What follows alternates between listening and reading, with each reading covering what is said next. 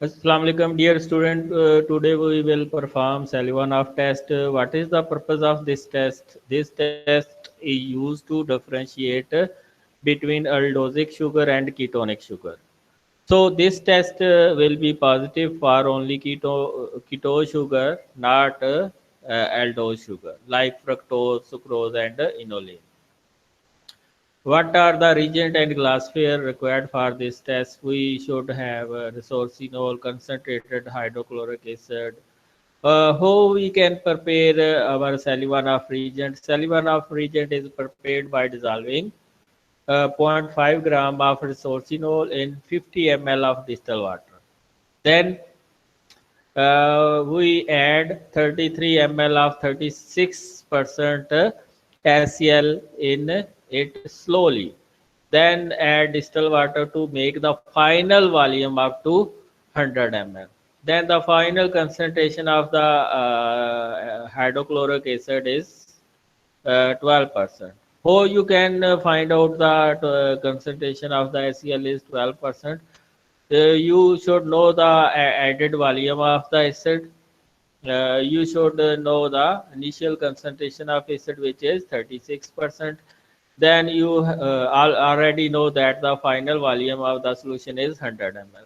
So 33 divided by 100 multiplied by 36. It will give you around 12% HCl. If the concentration of HCl is more than 12%, then it can give the false positive result. So you should avoid HCl more than 12%.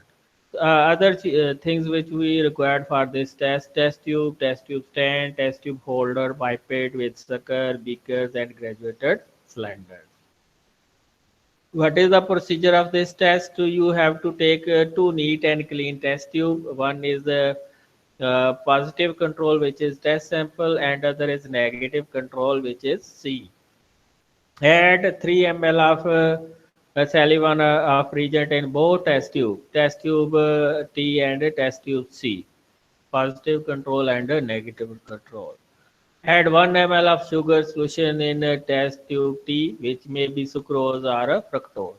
Sucrose solution can take more time, more than 30 seconds, to give a result. But fructose give a result in 30 seconds because sucrose first hydrolyzed into fructose and glucose, then fructose is converted into cherry red dye. Mix and boil it for water bath for 30 seconds only, and then cool it. Note the appearance of color.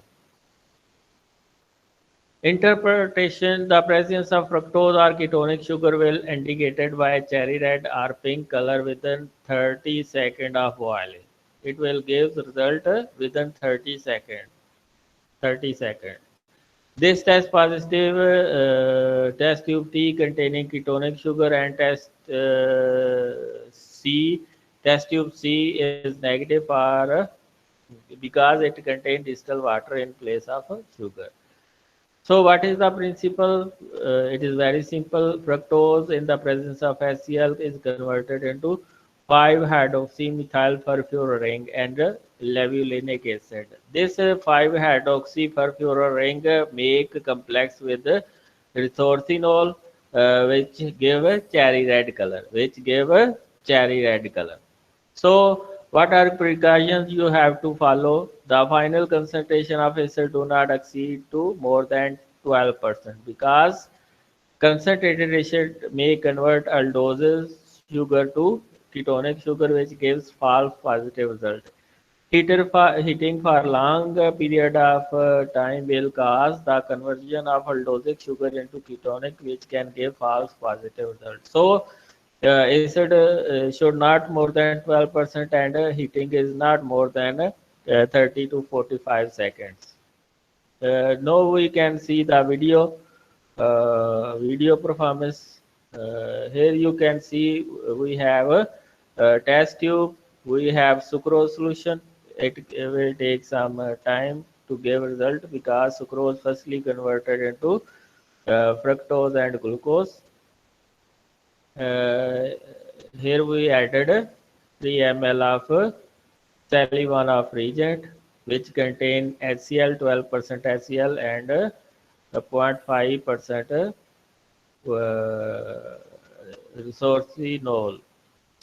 Then we heated the sample. This sucrose gave the fructose and glucose, and fructose is converted into 5-hydroxymethyl furfural. This 5-hydroxy furfural ring make a cherry red complex with the